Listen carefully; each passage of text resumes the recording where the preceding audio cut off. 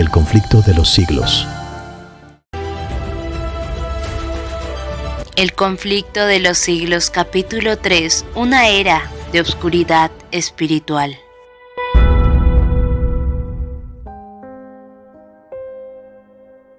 Las tinieblas parecían hacerse más densas. La adoración de las imágenes se hizo más general. Se les encendían velas y se les ofrecían oraciones. Llegaron a prevalecer las costumbres más absurdas y supersticiosas. Los espíritus estaban tan completamente dominados por la superstición que la razón misma parecía haber perdido su poder, mientras que los sacerdotes y los obispos eran amantes de los placeres sensuales y depravados. Solo podía esperarse del pueblo que acudía a ellos en busca de dirección, que siguiera sumido en la ignorancia y en los vicios. Las pretensiones papales dieron otro paso más cuando en el siglo XI el Papa Gregorio VII proclamó la perfección de la Iglesia romana. Entre las proposiciones que él expuso había una que declaraba que la Iglesia no había errado nunca ni podía errar, según las Santas Escrituras. Pero las pruebas de la Escritura faltaban para apoyar el aserto.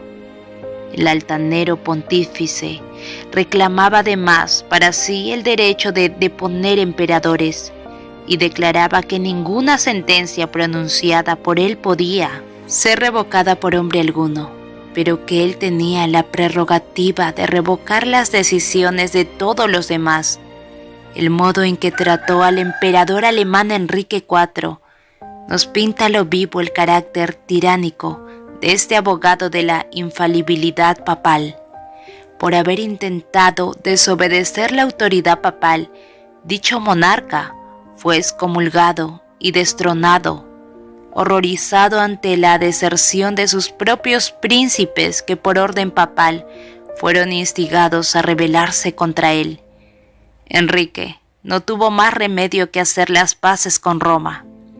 Acompañado de su esposa y de un fiel sirviente, cruzó los Alpes en pleno invierno para humillarse ante el Papa.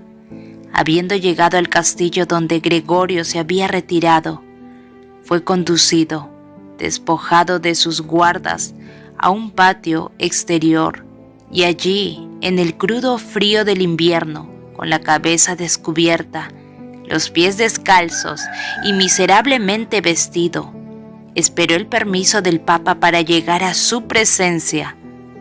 Solo después que hubo pasado así 3 días, ayunando y haciendo confesión, condescendió el pontífice en perdonarle, y aún entonces fuele concedida esa gracia con la condición de que el emperador esperaría el consentimiento del Papa antes de reasumir las insignias reales y de ejercer su poder.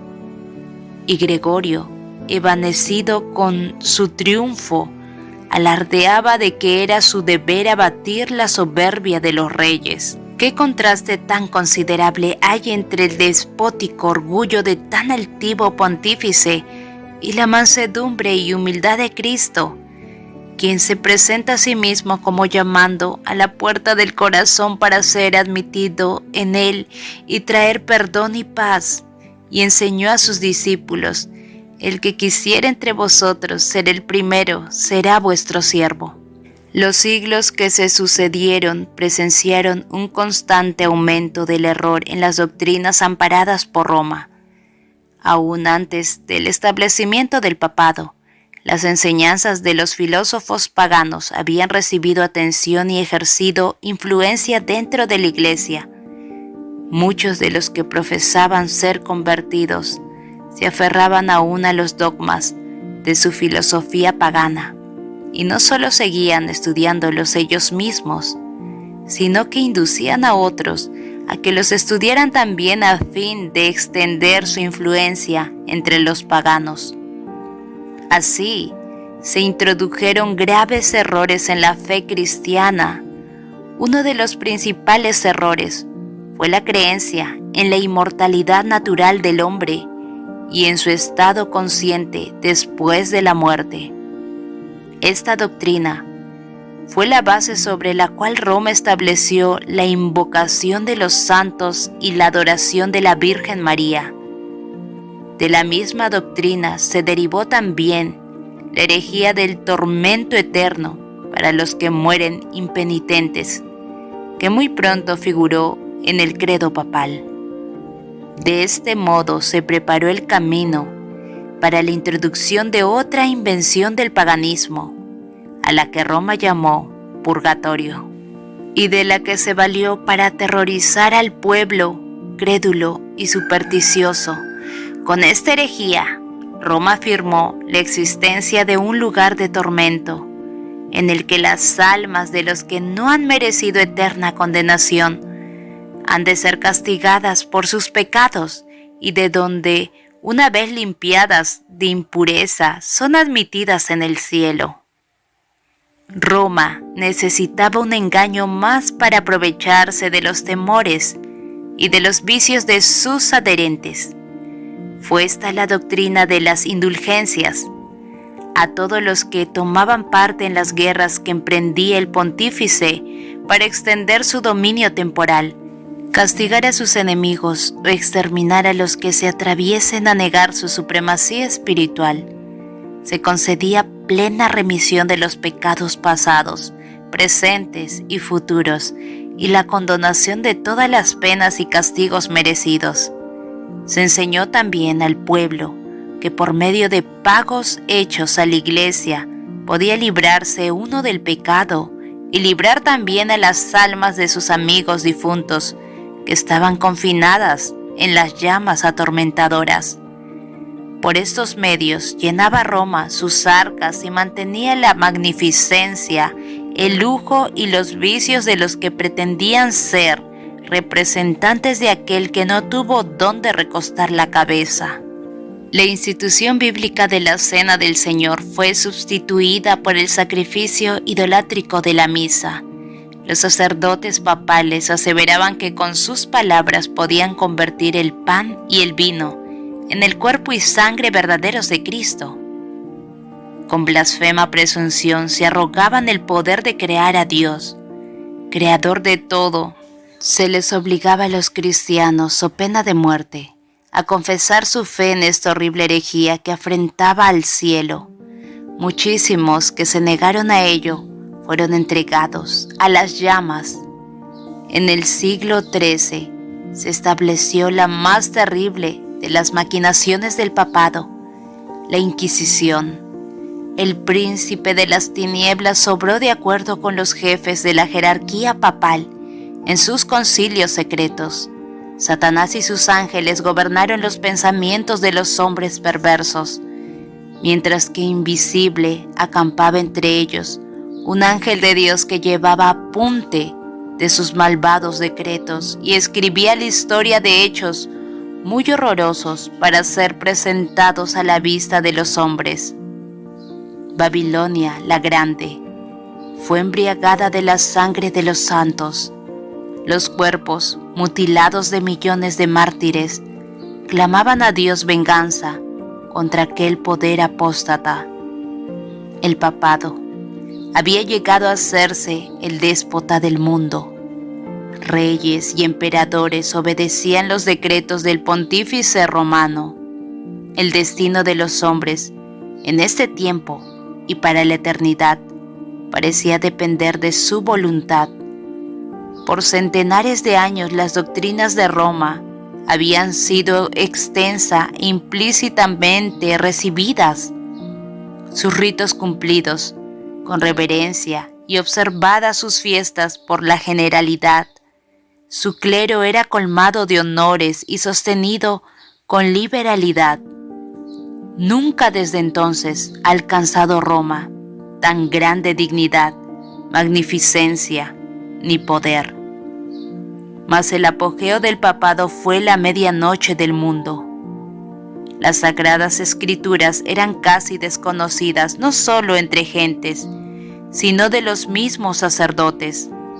A semejanza De los antiguos fariseos, los caudillos papales aborrecían la luz que habría revelado sus pecados.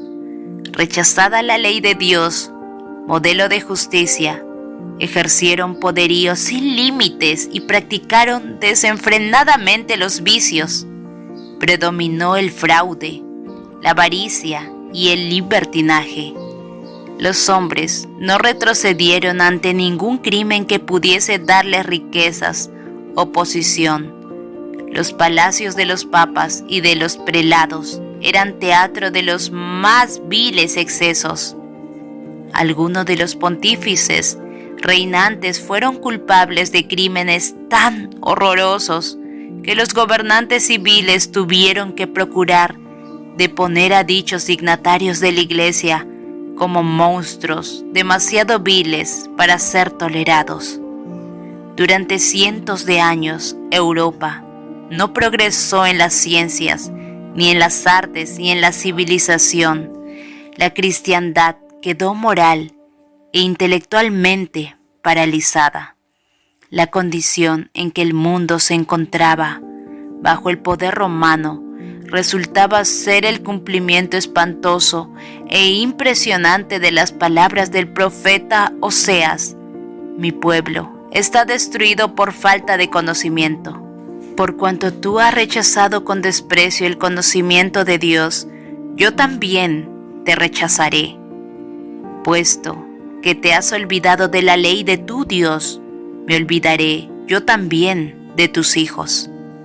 No hay verdad y no hay misericordia y no hay conocimiento de Dios en la tierra.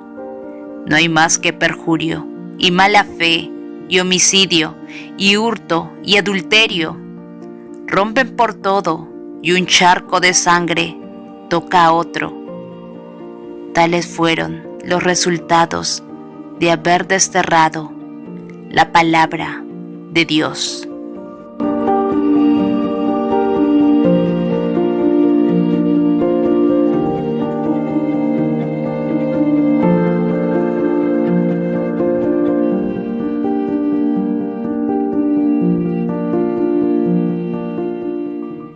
Continuaremos.